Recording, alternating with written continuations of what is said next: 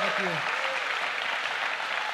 So thanks, Pastor Clay and Celine, for having me here. And Ike, if you guys don't know, Ike played a big role in getting me here, so I'm super appreciative. Who was in the first service?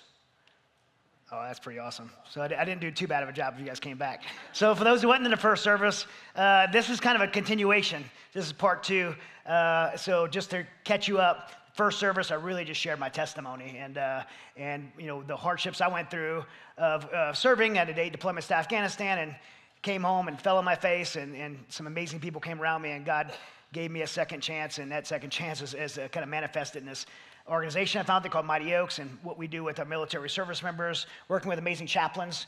Like, by the way, I said it in the first service, but for those who weren't here, I just want to emphasize how important it is for churches like to get behind the chaplaincy, for what Pastor Clay is doing to endorse these chaplains. And I mean, because there is nothing more essential to our national security than the spiritual well-being and the spiritual resiliency of our troops who defend those around the world who can't defend themselves and protect our national security. Our troops have been going at it for over 20 years now, probably going on 25 years of just straight combat. And all the things that our troops struggle with, we try to bring all kind of solutions and readiness and dealing with all kind of things. But the truth is there's nothing that's going to prepare our troops more to do their job than the spiritual resiliency these chaplains offer. So the fact that your church is part of that is a huge credit to Pastor Clay and this church and you guys to be part of it, and to extend it to these chaplains who are out there doing the work on the battlefield. So thank you for doing that.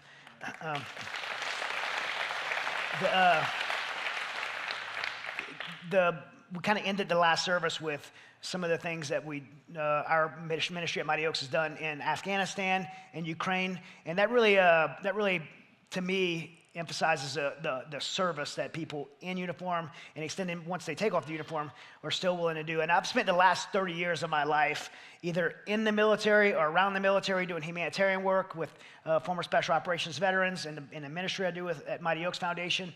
And our military, like I said, they stand every night to defend our nation, to travel around the world and help people that can't help themselves. And they do so very selflessly. I mean, people join the military for different reasons, but the act of service is so selfless in our men and women that serve in uniform. And I believe there's a strong lesson that we, as America and as a culture, can take away from our military. In fact, I believe the single fundamental problem in America, in our culture in America, is that problem of selfishness. That sounds super harsh. No one wants to hear the word selfish or be called selfish, but I love America. I'm probably one of the most patriotic guys I know. And if I love something and care about something, I'm going to call it out. And we in America, our culture, is so blessed, and we're so secure to live in this bubble that we call America, that sometimes we lose sight of things in perspective, and that causes us to be selfish and live selfishly. If we're honest, and most of us, me included, by the way, we live believing that the world revolves around us. We are the centers of our own universe. And our culture has long lost that heart of sacrifice, has long lost that heart of service. Your life, right, as important as your life may be, your life is not about you. The Bible says in John 15:13, says that there's no greater love than this, that someone may lay down his life for his friends. Right? No greater love that someone may lay down his life for his friends. And that quote is pretty popular, John 15:13. We find it on church banners. The military guys put it on their T-shirts and stuff like that. But it's actually, the depth of that verse is so powerful. How does somebody truly get there? To be willing to lay down their lives for someone else. What's that even mean? I think it means to most of us how most of us would interpret it, to physically and permanently be willing to die for someone. But think about that for a moment. Beyond the bravado and how heroic that verse sounds, choosing to die, the risk of death is one thing. Most of us in our youth, and some of you in our youth now, do stupid things and crazy things, and we risk death. But when you actually believe or convinced you're going to die, and you choose to do that, that's an indescribable weight. The best example we have of that is Jesus at Calvary, right? Jesus is going to go before crucifixion. He's going to go on the cross and crucify and die for the sins of the world. And he goes in this place called the Garden of Gethsemane, and we see there the demonstration of how heavy the weight is to know you're going to die. By the way, Jesus is all God, but he's also all man, and he's in anguish of this. Right? The Bible says in the garden that he paces back and forth for over an hour, that he falls on his face 3 times, asking God, can you take this cup from me? Like, is there another way? The Apostle Luke writes that he was in such anguish that his sweat was like drops of blood falling on the ground. But yet, knowing that he was going to die, choosing, by the way, he was going to die, he did it anyway. Why? Because he loves us. And so there's no greater demonstration than that of someone that would actually know they're going to die and choose to do it because something was more important than that fear of death. On a very small scale, I experienced that myself. All those deployments in Afghanistan, for those who heard my story earlier, losing 15 friends, getting abducted by a foreign intelligence agency, all these, crazy combat scenarios I was in. There was plenty of times that I felt like I was going to risk death, but I always felt like this sense of optimism. I always felt like, I'm better than the adversaries, right? I'm more trained, I'm more capable, and I always felt like, but the risk with death was always there. But there was a transition, right? There was a transition from risking death. I mean, like, when we were doing an assault raid, and there's like, you got the breacher, he puts a breach on a door or side of a wall, and you hear over the comms, execute, execute, execute. Boom, the door blows up, and you run into the room, and as soon as you do that, you're like, people are gonna die, and it could be you. Like, so the risk is there. But there was a transition for me that when I went from believing that risk to actually, I became convinced that I was going to die. I think it was when our team started getting compromised and people started, like, every day, every time I go into operation, I'm like, today's gonna be the day. Like, I kind of knew. I remember my last deployment, I gave my son, Hunter, like, he was, 13, or no, he was actually 10 at the time, and his little legs were so weak because from crying, that he couldn't even hold himself up. And like, I was like saying goodbye to him. I really believed that I would never see him again in the last deployment, and I went anyway. And I go in these operations, and I was in such a state of believing I was going to die that I'd write goodbye notes on stickies. So I'd write to Kathy, my wife. I'd say, hey, like, you're young enough, you probably need to get married again. Like, and I'd write to my oldest son, Hunter, you're going to have to be the man of the house now. And my other, my Haley, my daughter, and my other son, Hayden, that I loved them and I was sorry I was going. I'd write these goodbye notes, put them in the lid of my suitcase, and close it, knowing that my personal effects would make it home and they'd see those notes. And then when I'd survive and come back, I would hide those notes, throw them away, because I didn't want anyone to see them, because I didn't want anyone to know the state of mind I was in. The weight of actually believing I was going to die in that time was it was so heavy, and it was literally crushing to me that eventually it did crush me. And I've witnessed other men that I've worked with reconcile the gravity of the decision to die. By the way, men who have wives and children at home, who had futures ahead of them, be willing to lay down their lives and die. Most recently were 2 events that I want to talk about. One, I know we ended the last service talking about Afghanistan. When President Biden made the announcement in 2001 that we were going to do the full and complete withdrawal of Afghanistan, a lot of people didn't agree with it. I didn't agree with it. I won't get political for the sake of Pastor Clay up here of why I didn't agree with it. I'll just say that from a military standpoint, Bagram Air Force Base, the most strategic place in the globe between Iraq, Iran, Russia, and China. We were told, the American people were told that we had been there too long, and America's sons and daughters were dying, and we didn't want to be at war anymore. It was an endless war. I believe that was a lie to the American people, because we had 2,500 troops there that were no longer fighting in a war. They were supporting and advising the Afghan National Army and Afghan National Police to keep us safe from terrorism, and it was working. The entire international community was participating there. In contrast, we have about 80,000 troops in Japan since World War II, 40,000 troops in Germany since World War II, 35,000 troops in South Korea, sitting on a 38th parallel, keeping the North Koreans from coming over. So to have 2,500 troops in the most strategic place in the globe doesn't keep us in war. It actually does the opposite. It prevents us from being in war. So I personally had a big issue with that. And if you see me on Fox News at the time, I was speaking out about it, the consequences for national security and global terrorism. A lot of people were, including a lot of the advisors to the White House. But I didn't have much control over that. I'm not in the military anymore. But I knew Americans would get left behind. I knew our allies would get left behind, and mainly our interpreters. And for those who were here earlier, I had an interpreter that I worked with. His name was Aziz. And Aziz was not just my interpreter, but he also was my teammate, and more importantly, he became my friend. We did all 8 of my deployments together. I served with him more than any U.S. service member. We spent weeks, months, at times, out just the 2 of us by ourselves. doing over 100, we did over 100 assault missions where we prepped the battlefield, put our soldiers on target to capture, kill people in the top 10 list, and to get our soldiers off. So when I wasn't out operating in those mountains with Aziz, I didn't go back to base and he went home. I went home. I stayed in his home. I lived in his home. His wife Hatra made us our first warm meal. I held his babies when they were born. Mashuda, I held them as babies. He's family to me. And he saved my life multiple times, by the way. 3 times specifically, but beyond those 3 times in combat that he saved my life. And there's a few of those cases, like if you get online, I think on Sean Ryan, you guys, this gunfight that he and I were in, 2 of us with 30 Taliban, and he literally put his, he would have, I don't know how he survived, but he put his life in a way for mine. And, in addition to that, he probably saved my life every day.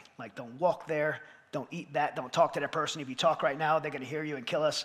He was just kept me alive. And so I love this guy. He's one of the close, there's a few people in this world that I would literally slide all the chips in and that I would do anything for, and Aziz is one of them.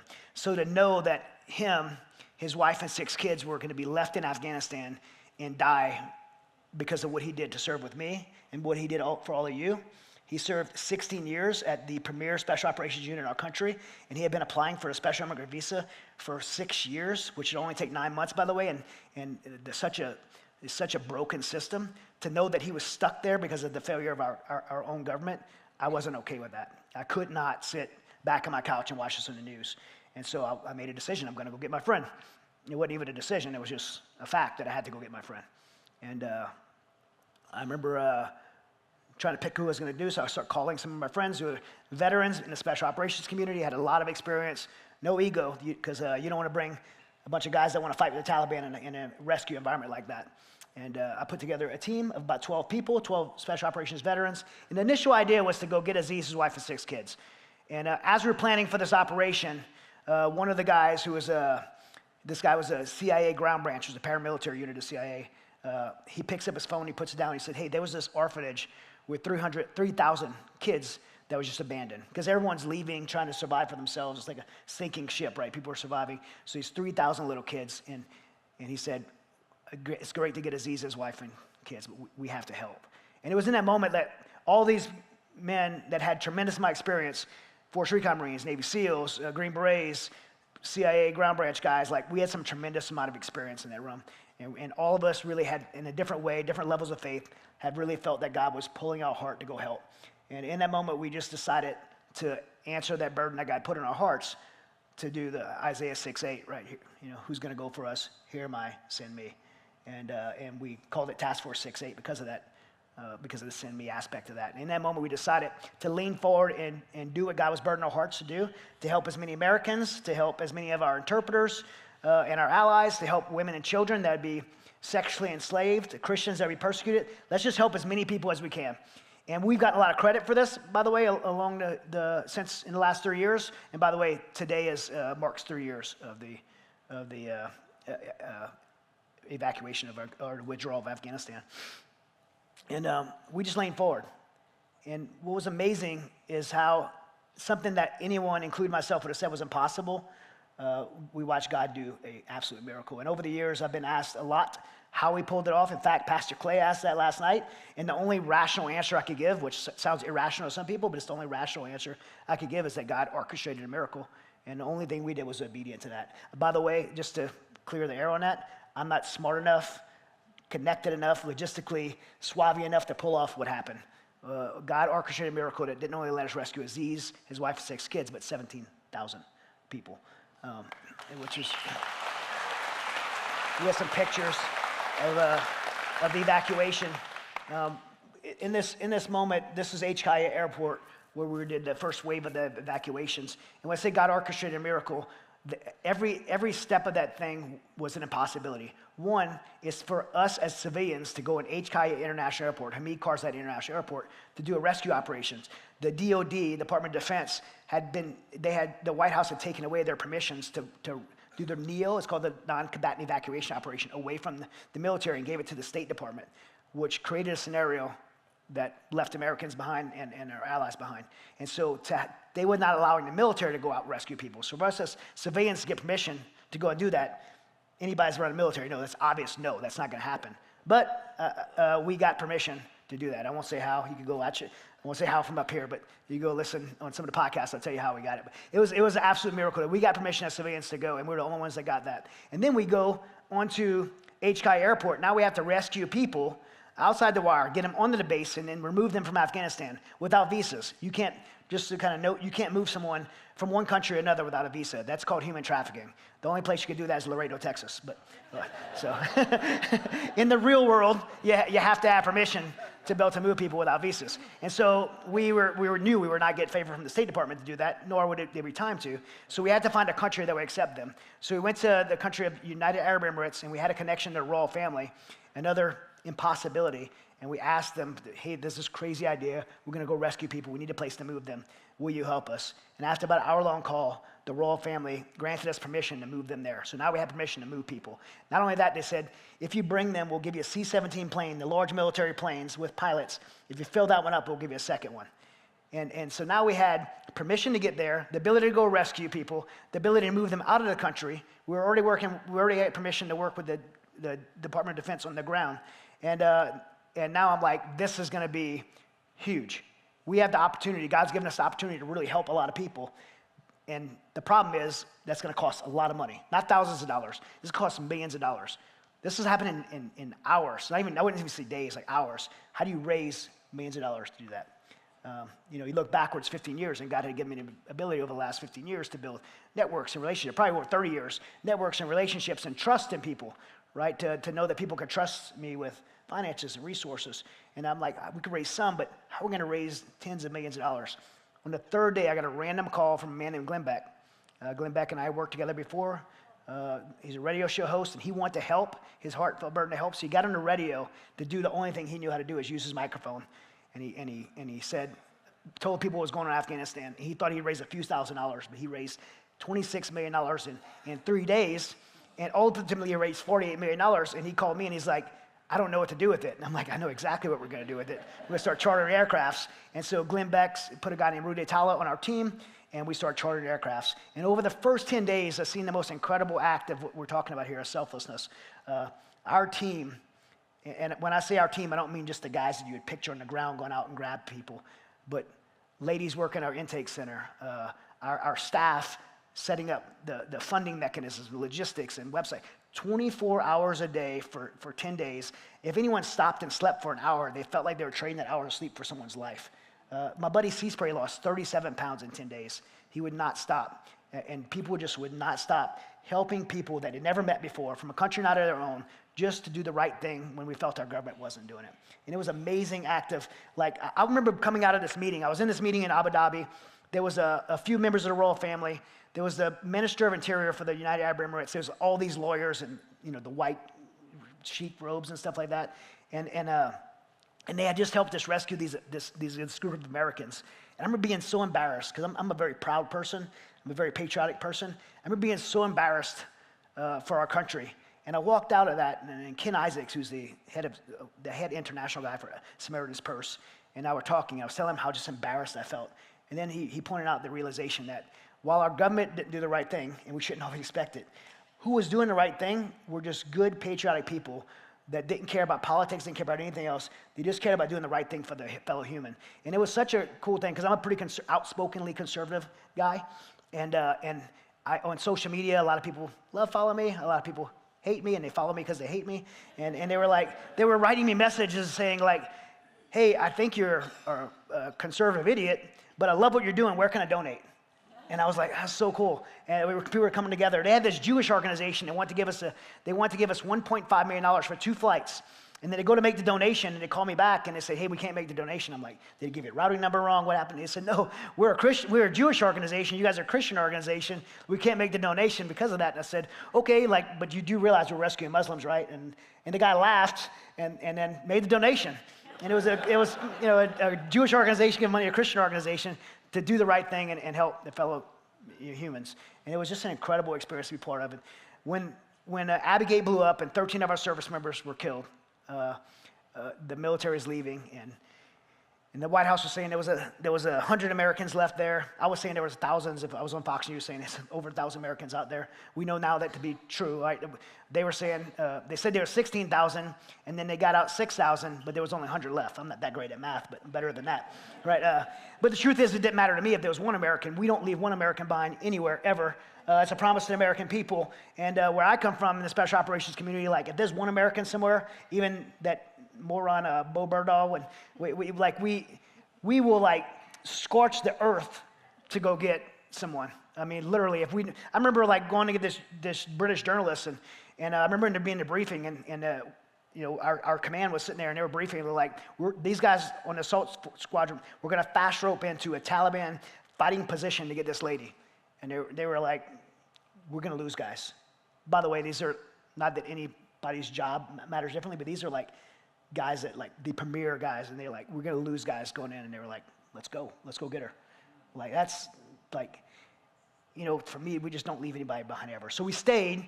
At the time, we had got 12,000 people out. We ultimately went to Mazar Sharif, got another 5,000 people out. Then we moved to a place called the Panjshir Valley, and myself and a man named Dennis Price, which was another miracle that the Marine Corps allowed this active duty Marine to do a humanitarian rescue operation when the whole military was forbidden to participate.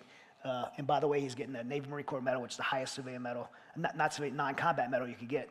He and I went to a place called Tajikistan to rescue, to help move all the women and children across the Panjshir River into Tajikistan. And that there was the Taliban was there, the Chinese military was there, the Russian was there, and every night Dennis and I swam across the Panjshir River in Afghanistan. It's documented in my book, Saving Aziz, which they're making a film out of. But it's just incredible, just effort to just rescue these women and little girls. And if you guys don't know, be praying for these women and little girls, because right now, as we sit here free, 20 million women and little girls are being sexually enslaved in Afghanistan. And when I say sexually enslaved, as young as 9 years old, being drugged off to be married to a 50-year-old man and to be raped every day for the rest of your life. I can't personally understand how the world could be quiet about that, but they are. And we need to be praying for these girls and speaking out for them. I remember when I was leaving to go, I was driving in the car to the airport, and my wife, I don't know if everybody's got a fight with their spouse on the way to the airport. So I don't know why. It's like a time to get in a fight with your spouse. But she was like, why are you going back? Like, what are you doing? She was scared. Rightfully, she was scared. She's like, you already got Aziz, you already got his people out. Like, why are you going out to, she knew we were going to, she's like, you going to swim across the river? And I'm like, no, I would never do that. I didn't know how to explain to her to give her peace, but all I could say was this, like, what if it was us? What if it was we sit here in America and we think it can never be us, but it can. What if it was us that our daughters would be, I was like, Haley, what if our daughter Haley was going to be raped the rest of her life? What if it was our sons that would be forcing the madrasas to become terrorists? Like, wouldn't we be praying that someone somewhere would come help us? And I know I would be. And if God opened the door and gave us the ability to go help, then we needed to go. And I'm kind of this way, like, if the doors are closing, I'm not going to force my way because of my ego and pride, a desire to do something. But if God's opening the doors to do something and have the ability to do it, if we have the ability to help, we should. And we did. And I'm super proud that we did. The next example I could give is February 24th, 2022 was the rescue of Benjamin Hall. February 24th of 2022, Vladimir Putin put 100,000 troops on the Ukrainian border. He flexed. Our White House decided to remove our troops, close our embassy. The rest of NATO followed. It gave a green light for Putin to come in. And since then, over 1 million people have died. The news hasn't really reported, but over 1 million people have died. I've been there 10 times since. Our organization's been there since a week before it happened. My buddy Seaspray was on the ground right before it happened because we knew it was going. We knew that what was going to take place, and we knew Americans would be stuck there. And again, our government would leave before they moved Americans, so we had to be there to help, and that's what we did. So I'll kind of clear the air because I've gotten a lot of emails from people that follow my ministry, like Christians and conservatives. They're like, why are you helping in Ukraine? Ukraine's corrupt. We're sending hundreds of billions of dollars there, and it's getting misused and corrupt, and we have our own problems here in America. Like, why are you in Ukraine? And by the way, I hear the emails, so don't throw anything at me. Like, I get it. I don't agree with the hundreds of billions of dollars going there either. But if we're surprised that President Zelensky's corrupt, Like, read a history book. Like, politicians are corrupt, including a lot of our own, right? So I didn't go to Ukraine to help President Zelensky, President Biden, or anybody like that. I didn't go to Ukraine for that. I went there to help people that are the victims of this, because that's the people that are victims of these things. And so as Christians, like, if we ever let our jadedness or our politics get in the way of our compassion for people, we should really change our politics, right? Like, you have to be able to get past all that stuff and look to the heart of these people. These women and children didn't ask for any of this. They're the victims of this. And so if God gave us the ability to go help, we will. And we went, and we've rescued so many people from there, including some of our own Americans. And one of the cases was Benjamin Hall. Benjamin Hall's a Fox News reporter. We were sitting in our safe house in Krakow, Poland. We had just prepared all kind of stuff to rescue some people. And I remember there's 11 of us in the house, and we're talking, laughing, getting our gear together. And my buddy C-Spray picks up the phone, and he gives a hand signal for everybody to be quiet. Like, it's an important call. It was CIA's Special Operations Liaison Officer, the CIA's liaison for special operations. That's who was on the phone, as well as the Pentagon. There was kind of a group call, and they informed us of what had happened with Benjamin Hall. And by the way, at that moment, the White House had forbid any of our U.S. military and the Central Intelligence Agency from going across the border to help, even Americans evacuating. And so there's a couple of things in the military to understand. One is that you have three options. You have the diplomatic option, you have a military option, you have a covert option, which is the Central Intelligence Agency or some of the other intelligence agencies. The fourth option is surrogates outside the military like us. So a lot of times we'll get that call and ask if we could do something on behalf of the government. And so that was his call. And so as that fourth option. And I remember C-Spray getting the brief. He puts down the phone and he says, hey, there's a Fox News reporter named Benjamin Hall. His team was killed. Sasha, Fox correspondent, was killed. Pierre Zuszewski was killed. The two Ukrainian military escorts were killed. And Benjamin Hall is still alive, catastrophically wounded. He probably won't make it 48 hours because he was on drip ibuprofen. He had lost a leg, a foot, an eye, a hand. He had shrapnel in his throat. His brain was bleeding. If he stays there, he's going to die. He has a wife and 2 little girls at home. Who's in? Everybody, all 11 people raised their hand. Another miracle, by the way. We had just got, the only way to get around Ukraine at that time was because they had checkpoints and curfews. We had established what's called access and placement. How do you get places, right? We had established that, and we knew that we needed ambulances. I'm from Louisiana. I can't say ambulances. We had to get ambulances to be able to go past these checkpoints. And so I got like this. We got like these. We had just bought them, and we had literally got them an hour before we got that call, or we wouldn't have been able to do it. We got ambulances. We got the yellow EMT coats. You get some paper, make up a company, put it on there. If you get a rubber stamp, by the way, a little trade craft secret, you get a rubber stamp and put it on anything, anywhere in the world it works. You just get a rubber stamp off Amazon. We made some ID cards, laminated them, and we had just had all that in place, and that allowed us to go across the border and get Benjamin Hall back across. And if you guys don't know, once we got him across into Poland, the 82nd Airborne was waiting for us. We handed him off, put him on a Black Hawk helicopter. They flew him to Air Force Aeromedical C-130 unit. They took him to launch to Germany, treated him like a U.S. military service member, which is incredible, and brought him to Brooke Army Medical Center, and now he's not only walking on his 2 prosthetics, but he actually had a video of him dancing with his 2 little girls on prosthetics, and he's alive and well. And the next day, thank you. The next day, we were like, when I say the next day, like probably about 5 hours later, overnight, we had got a call from them saying, hey, Fox News loves Pierre Zuszewski. He had been with us 25 years. We won his body. And at that time, we thought Kiev was going to fall because the Russians were coming in. Ballistic missiles the size of telephone poles being flown in the side of apartment buildings. It was insane what was the way they were coming in. We thought Kiev was going to fall. And so to go get a body, I was like, no, we're not taking our team in to go get a body. But then they said, we have someone who wants to talk to you. And then they put his wife, Michelle, on the phone. And she was crying, and she said, I want my husband. And I said, yes, ma'am.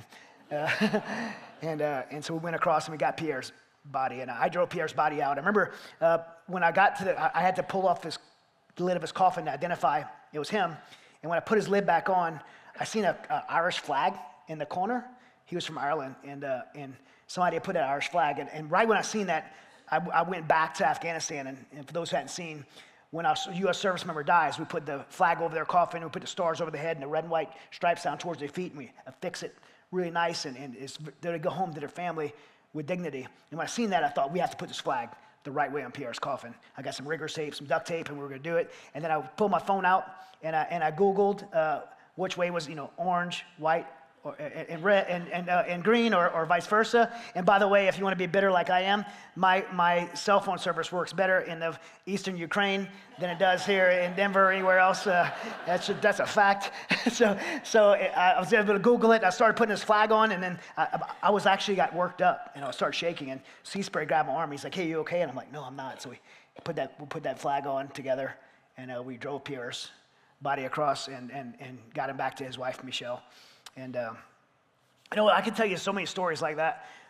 Just the honor it's been to serve alongside such selfless men and women through my history, about 30 years in the military. But aside from the sacrifice of physical death, laying down your life can mean so much more, right? It could mean putting your needs, your goals, your hopes, your dreams second to those you love. It could mean inconveniencing yourself for the benefit of others. Laying down your life could mean putting in the hard work to rescue those who are spiritually lost. For me personally, those things could actually be a lot more difficult than the risk of physical death. I've kind of become a little bit content with the physical stuff, but the truth is I'm a pretty selfish person, and I'm very goal-oriented. So when it comes to meeting my goals and desires, I get so rigid on those things. Everything has to be right. Everything has to meet all those. Some people say I have OCD. I prefer to call it CDO because it's in alphabetical order. And you get it right. But I'm definitely super regimented to meet my goals and agendas. If we're all honest, we could all be pretty selfish individuals. But the truth is, there's no place for selfishness in God's plan. This world and our culture, especially American culture, tells us the opposite. It tells us that we have to be happy, right? We have to follow our dreams and meet our own goals and ambitions. But the Christian life is actually sacrificial. And for those who don't know, from the first service, I'm the founder of Mighty Oaks Foundation, where we serve hundreds of thousands of warriors from the military and first responder communities through these Christ-centered resiliency and recovery programs. And I started Mighty Oaks Foundation, but not really as a founder. I started Mighty Oaks Foundation as the first person in our genealogy of Mighty Oaks to fall in their face. And God used people to do the hard work to pursue me. And by the way, I'm pretty stubborn, so they used people who want to help me when I didn't want help, when I refused help, actually. People to lift me up, people willing to lay down their lives for me, people from my family, friends, people from my church, a church in my community, to come in and be willing to lay down their lives, inconvenience themselves to help me even when I didn't want to help myself. And when I finally got up, I turned around and I helped the next guy. And that person helped the next guy, and that person helped the next guy, and so on and so on. That process of discipleship has played out for 14 years, and over 500,000 warriors, their families, and their communities have been impacted because of that. Now, that's Jesus' plan, by the way. Not just his plan for Mighty Oaks Foundation. This is God's remedy to rescue our culture and his plan to rescue the world. The last command Jesus gave us is to go forth and make disciples of others. This process of discipleship is something we're all called to do. Every Sunday that I get the opportunity to be on a pulpit like this and share a message, one of the things I try to do in the community is I try to hold up one of these flyers like this, because this is for my foundation. And everybody in ministry knows that they want to raise money, so they have flyers, right? But more important to me than raising money to do what we do is going to communities and knowing that people in the communities I go to are hurting. They're looking for hope. They're looking for restoration. They're looking for purpose.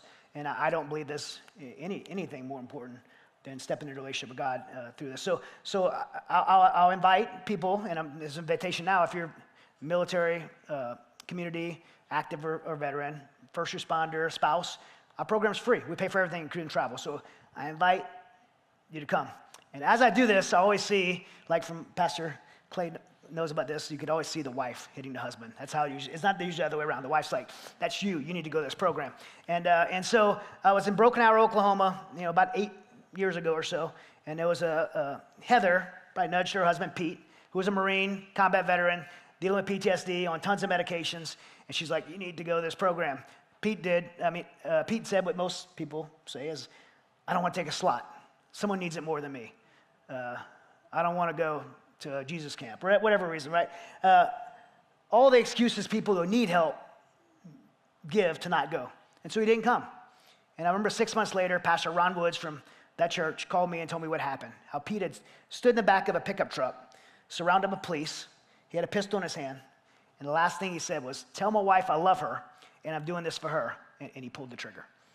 And Pastor Ron said, Heather wants to talk to you. She wants to talk to your wife. She wants to tell her side of the story. So we flew there and met with Heather. She's one of the bravest ladies I know. And she wanted to tell the other side of the story. She talked about how she demanded to go see him at the morgue, and they didn't want to let her go because obviously he had shot himself in the head, but she had the right to. She demanded to go see him because she could not believe he was actually dead. She said she had to put her head on his chest while he laid on that metal table because she wanted to hear there actually wasn't a heartbeat. And she talked about laying in her bed that night and grieving so bad that she needed comfort for the loss of her husband from her husband who wasn't there. She talked about calling his mom and how his mom screamed on the phone and probably will never be the same again. And then she said something that impacted me, actually very much convicted me. She said, Pete thought by taking his life he was ending the pain, but all he did was transfer his pain to everyone that loved him. And that is the hardship of suicide, making a very permanent decision to temporary problems and leaving a wake of destruction behind you. Also in that congregation was another guy named, another couple named Reed and Amber Hasty. Reed's wife, Amber, probably gave him that same nudge, but he took the challenge. He said, I'm gonna get well, it's time. Most of the weeks, Reed would go to a VA inpatient clinic because his anxiety and PTSD was so bad. He talked about how humiliating it was to be in charge of hundreds of men, millions of dollars in equipment as a combat engineer in the Army, but now he goes into VA inpatient and he can't even be trusted with his shoelaces, and how humiliating that was because of the suicide risk of having shoelaces. And so he wanted to come to our program, but his PTSD was so bad he couldn't even fly on an airplane. It took us 6 months to get him on the airplane to fly him to California to a program. He gets to the program, he surrenders his life to Jesus, becomes a Christian, and his life is radically changed. He comes back, becomes a team leader in our program. Later on, after doing 50 programs as a team leader, becomes a team leader trainer, trains our guys to teach the discipleship process, right? Trains the next generation of team leaders. And then he goes back to his community and starts an outpost across the country. Mighty Oaks has these outposts that meet weekly in partnership with churches. And he starts 13 of them. 350 men meet a week in Tulsa, Oklahoma at these 13 outposts because he decided to get well and pay it forward. The Tulsa Police Department has had 130 police officers, actually 150 now, police officers from the Tulsa Police Department that has came because of Reed Hasty to the program. To our week-long program. The chief called me, had me go speak to the community because it said it changed the culture of the department and changed their community. From one person doing the right, making that decision to move forward and get well. And then Reed said, I want to go to Ukraine with you guys on one of these international mission trips. And so think about this. This guy who couldn't fly to California from Oklahoma gets on a plane, flies to Texas with me. We get on a plane. We fly all the way across the ocean to Krakow, Poland. We get in Krakow, Poland, we get in a car, we drive across the border of Ukraine while everybody's coming out, by the way. We drive across the border of Ukraine. We drive 18 hours across the country to this town called Kharkiv.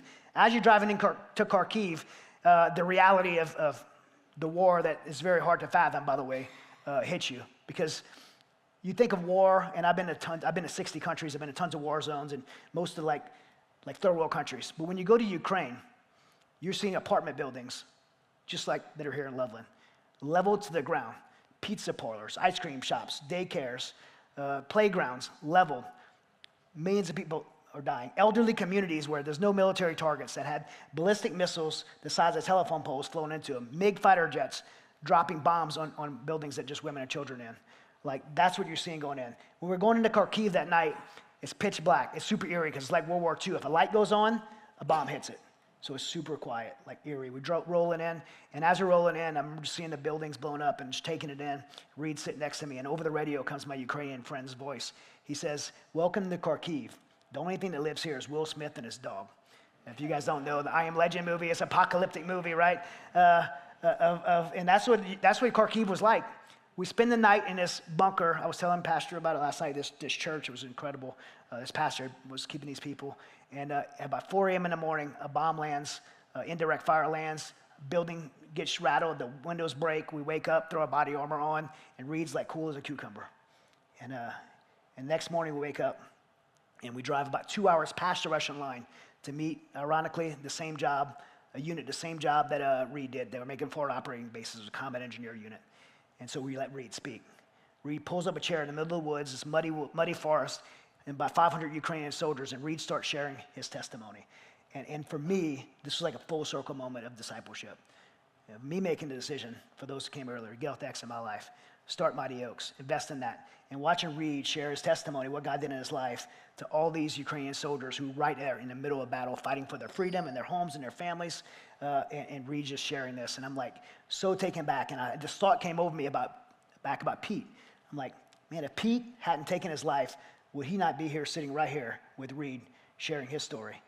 And it made me think, like, in that church that day in Broken Arrow, Oklahoma, 8 years prior, the three things that me, Pete, and Reed had in common were not the fact that we were all veterans, not the fact that we were in the same building. The three things that the three of us had in common was that the enemy had a plan for us. God had a plan for us. God had a plan to use us, a purpose to use us, but the enemy knew that, and his plan for us was to destroy us. And he successfully did that by leading Pete to believe the lies and take his own life.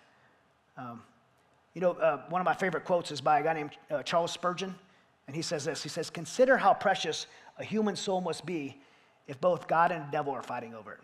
Right? How precious is your soul that every day both God and the devil are fighting over your soul?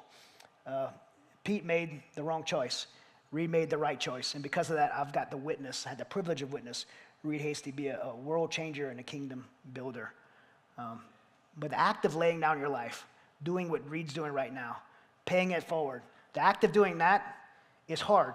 And Satan will put every obstacle in the way to stop you. It's going to be difficult, right? If you want to do what Reed's doing, if you want to be a world changer, you want to pay it forward, those who are Christians want to pay it forward.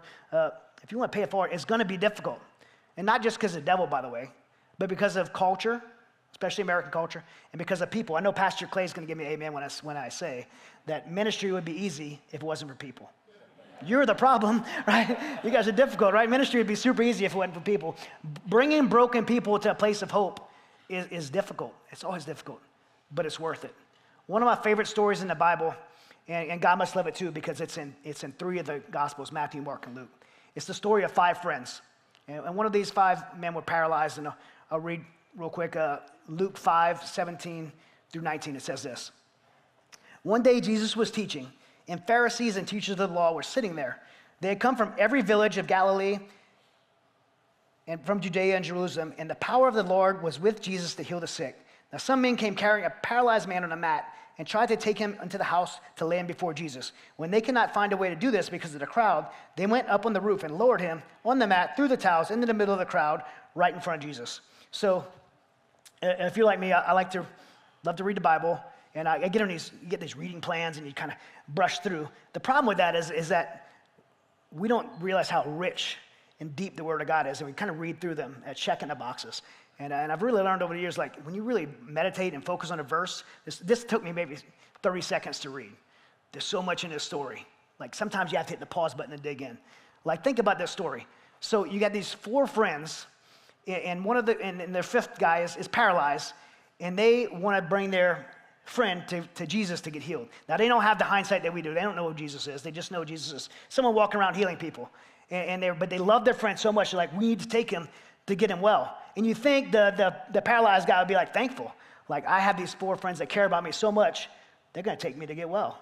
Probably not. If you've ever been around a sick person, especially someone that's lifelong sick, they're usually pretty cynical. They're usually pretty bitter, right? They're usually like, I don't want to go in here. Leave me alone. Like, don't take me. He probably tried everything. The healthcare back then was probably as bad as it is now.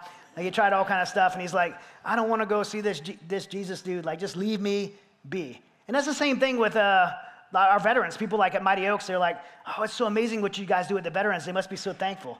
No, they hate us. They're like, we have to bribe them like with steak and 4-wheelers and all kind of stuff, cookies. We have to bribe them all kind of stuff to get there. Usually the only reason they come is because their wife's going to divorce them, or the judge made them come, or the military command's going to like kick them out of the military. So they're like forced to come. They're like, I don't want to come to Jesus camp, but they show up, right? And but the point in that is, like, this guy on this mat, these veterans that aren't willing to come, those are the people that we have to care for them. The unwilling, usually the people that need it the most. And so we can't get frustrated when we say like, oh, you can't help people that don't want to help themselves, right? We get frustrated with that. I get frustrated, and I do this for a living. Like, those are the people who have to put the most work into. And these 4 friends demonstrate that because they do everything they can to get this man to Jesus, right? And by the way, like, it was probably a little bit easier for them because he didn't have a say-so. He could have not wanted to go, but he was paralyzed. He was on a mat. So the Bible says they picked him up and carried him. Maybe he was kicking and screaming. Well, he wouldn't have been kicking because he's paralyzed, but he was at least screaming, right? He didn't want to go. And they take him, the Bible, but I talked to people that had been on a tour, and they talked a little bit where they would have came from, and it was a very difficult stretch to carry a limp body. I don't know if anybody's ever carried a limp body before. Don't raise your hand or confess to a crime or anything like that. But like carrying a limp body is very difficult, especially a full-grown limp man across town. And then they get him there where Jesus is in this room speaking, and it's a sold-out crowd. The Bible says the room is so crowded that they couldn't get inside. You think at some point they would be like, okay, like we tried, but we'll come back next week. No, these guys were determined. Somehow, the Bible says somehow these jokers figured out a way to get him up on the roof. I don't know how, but they get him on the roof, and they must have looked inside and said, okay, Jesus is like 10 paces back at this angle. So they get him on the roof, and they figure out how to get over where Jesus was in this house. And Jesus is in there giving a message. And by the way, it was Jesus, so it's probably a really good message. And these guys start tearing a hole in the roof. Like, I imagine Jesus in there giving this message, and all of a sudden a piece of dirt falls. And then a ray of light starts coming through. And then a hole starts forming. And there's these 4 crazy guys digging a hole in the roof. And I also think, like, who's the host? Who's the homeowner? Like this guy's digging a hole in my roof. And by the way, like, this roof isn't like your roof with a piece of plywood and tar paper and shingles. It's a Middle Eastern roof. Thick, like mud and sticks. In Afghanistan, when we'd fight through the walls, we'd have to carve holes out to fight through the hole, and it'd take like an hour just to dig a hole big enough to fight through. This isn't a hole like that. This is a big hole, big enough that these guys that shoved their paralyzed friend through. And my imagination gets the best of me now, because the Bible says they lowered him to Jesus, and I'm thinking, did they build a pulley system or something? Probably didn't have time. So I'm thinking they were probably like, he's already paralyzed. Like, what's the worst that could happen? I mean, Jesus is going to heal him anyway. So they just like shove him through, and he falls and he bounces in front of Jesus. It had to be a scene. So Jesus heals the man physically, but a lot takes place before that if we really think about what's said in this verse. In the room where Jesus was, by the way, where he healed this guy, there were fans of Jesus, of course, but there were also critics. There were skeptics. There were Pharisees and religious leaders. There were some haters in the room. They were waiting for Jesus to do something wrong. They were there watching, observing for Jesus to do something wrong. And in the midst of the healing, Jesus does something that I think is absolutely crazy. Before he heals the man physically, he forgives him. Right? In verse 20 it says, when Jesus saw their faith, he said, "Friend, your sins are forgiven." That's kind of strange when you think about it. Why would Jesus forgive the man? I mean, if I took a paralyzed guy and I laid him out on this pulpit in front of everyone, and I gave a pop quiz, right? What's this guy's biggest need? We'd all get it wrong. I would too. I'd say, well, clearly he can't walk. His biggest need is to be healed physically and be able to get up and walk. That's clearly his biggest need. But Jesus demonstrates something more important. He demonstrates that the priority of spiritual healing before physical healing. Like, why do what we do at Mighty Oaks work so well? If you watch me on Fox News, you often see me on the news bashing the VA, which, by the way, they deserve it. But the VA does a really good job of healing people's bodies. Prosthetics, burn units, TBI clinics, they do a really good job of that. So if the VA does a good job of that, then how do they miss the mark in our veteran community so bad? Why do we have such a suicide epidemic and so much dissatisfaction, the disapproval of the rate of VA is so high? Why is that? Because the truth is, until you could heal someone's body and you could heal someone's mind, but until you heal someone's soul, they're never truly going to be well. And Jesus heals the souls of men. And nothing else and no one else could do that besides him. Jesus said, your sins are forgiven. And then the haters in the room begin to think, blasphemy. This is exactly what they were waiting for him to do. They're like, blasphemy, who is this to forgive sins? Only God could do that. And Jesus is like, well, that's the point. I am, right? God. And Jesus knew their thoughts, and in verse 23, it says this, oh, you think that's a big deal? I'm paraphrasing that part, by the way. He said, hey, paralyzed guy, stand up and walk.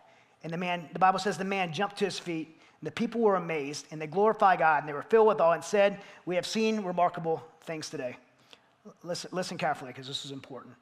When you stand up and walk from where you were to where God is taking you, people will be amazed, and God will get the glory. Not me for a message, not Pastor Clay, not the church. Right? We get to be a part of it, but God will get the glory, and your story will bring hope to others, and it will bring change to the world and our culture. This is, by the way, if you haven't noticed, you probably will hear a few soon.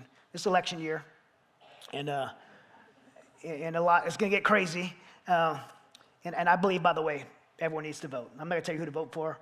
You're Christians, you need to vote biblically. But what we need to recognize in a year like election year, even though you're going to vote, what we need to recognize is what's fundamentally broken in our culture and in America is not Washington, D.C.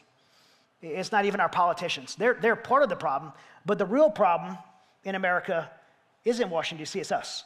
And when I say us, it's you and me, it's the church. If the church would simply be who we claim to be as Christians, if we would live and vote and stand up for biblical truths daily, well, then our country and our culture would not be where it is today. We claim to be the majority in our country. A Christian, the stats say we're the majority. So why is our country in such disarray if we would simply be who we claim to be? We the church, we're the problem. But here's also the good news.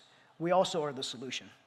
Right? We're the solution. We alone, as a Christian community in America, have the power to change our culture and our future by being selfless and courageous people, the people that God called us to be. And I believe we could do that. If you've read or were here earlier, and well, maybe I didn't talk about it earlier. Sea spray, I mentioned sea spray. Sea spray is the one that lost 37 pounds. Last night, Pastor and I were talking about sea spray. Sea spray, a real quick background to set up this. Sea spray was the youngest Green Beret when he became a Green Beret, Army Special Forces. He went to Oxford. His lifelong goal was to go to CIA and be a paramilitary officer. Accomplished that, went to Ground Branch, was the paramilitary unit in the CIA. Maritime Branch, became a precision rescue operator. Like, to get there, it's like, it doesn't matter how good you are, how much connections you have, it's a miracle to get there, right? He worked so hard to get there to where he wanted to be. During the Afghan evacuations, he was told he couldn't participate. He had to go home. And this man chose to resign from everything he worked for his whole life, his life dream, to help people that he had never met before from a country not his own, because it was the right thing to do. And he and I were in a place called Izum, Ukraine. We were just the two of us were by ourselves. This Marine that was volunteered Ukrainians, United States Marine, he got shot in the gut, and Russians captured him. And we had kind of information where we were. We're going to go rescue him. That ended up falling through, and we got asked by the Special Operations Liaison Officer to identify these mass graves, because the Zoom had been taken for like 6 months, and we identified these mass graves of women and little kids that were about 1,400 of them that had been executed. And we hadn't slept in days. And we liked the Fox News, and I was on the phone with this Fox News reporter, and she was kind of a nasty lady, and I hadn't slept in. She was really didn't agree with us being in Ukraine, and I was really getting, just to be honest, I was just getting annoyed by her. I hadn't slept in days. I was hungry. I get hangry like anybody else. And she was just really annoying me. And she's like, why are you guys even there? And I'm like, because it's the right thing to do. I was kind of snappy at her. It's the right thing to do. And then she asked sea spray, is it worth it? Was it worth it?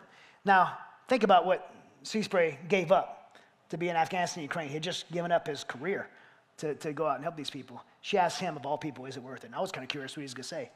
He answered without hesitation, it doesn't have to be, right? It doesn't have to be worth it to do the right thing. And in this culture, in America, in our selfish little world, we put an ROI on everything, a return on investment on everything. I'll give my time, I'll give my energy, I'll give my resources, my money, all this stuff. I'll give it, what's the return on investment? What am I going to get out of it? We put risk assessments, how dangerous it is, and what's the risk to do it. And in a few words, he answered something that really changed my perspective, right? Is it worth it? It doesn't have to be. There's never a wrong time to do the right thing. It doesn't always have to be worth it. Sometimes we just have to do the right thing for one reason only, because it's the right thing to do. And when he said that, by the way, I think I have a picture of him up here. Do I? I don't know. Maybe not. Okay. His face is blurred out anyway, so. And if it wasn't blurred out, he's kind of ugly, dude. But there's a lesson we could all learn from people like Seaspray on the message of selflessness. And I'll close with this because I'm over on time. I'll close with this thought on selflessness. When you die, and by the way, you will die one day, I pray that you all find yourselves in heaven. And you will find yourself in heaven for this reason, because someone cared enough about you to selflessly tear off the roof for you to get you to Jesus. That's why you'll be in heaven. Somebody worked hard and was selfless to let you know about Jesus, whether it's your mother, parent, a ministry, somebody you ran into, wherever, a chaplain. That's why you'll be in heaven. But the question is, who will be there because of you, right? Who will be in heaven because of you? Who are you tearing off the roof for? Who are you laying down your life for so that they will see eternity? Your life, as precious as it may be, right? It's not about you. It's about others. And that's what Jesus called us to do. Can we pray? Lord, I thank you for this church, for Pastor Clay and Celine, and thank you for my friend Ike and these chaplains, Lord. But I thank you for this community. As I got a brief chance to be here, especially this morning after just what an amazing community, what an incredible church. The heart behind this church is super clear. You could hear it through the worship, Lord. You could hear it through just the interactions and the way people have been towards my visit here, Lord. I'm super grateful. I pray, Lord, that each person here will be convicted at whatever level you want them to, because you know them, Lord, on their own level of selflessness and selfishness, Lord, so that we can be challenged to be bold for you and to go out and serve others, our neighbors, whether in here in America or not, Lord. And I pray that for our culture and our nation, Lord, I pray for our current leaders. I pray for this election, Lord, that we will see a redemption in this country, Lord, and all this backwardsness will be turned right side up and it will ultimately glorify you, Lord. And I just thank you for recent things that have happened in this country, Lord, that have pointed to you. And I thank you for this resurgence of faith and people in the faith community stepping up and speaking out, Lord. And I just, I pray, as I leave today, Lord, I pray for this community, and I pray for a relationship with them. Anything we could do at Mighty Oaks, Lord, I pray that you connect the dots and use Mighty Oaks as a resource to this community. In Jesus' name, amen.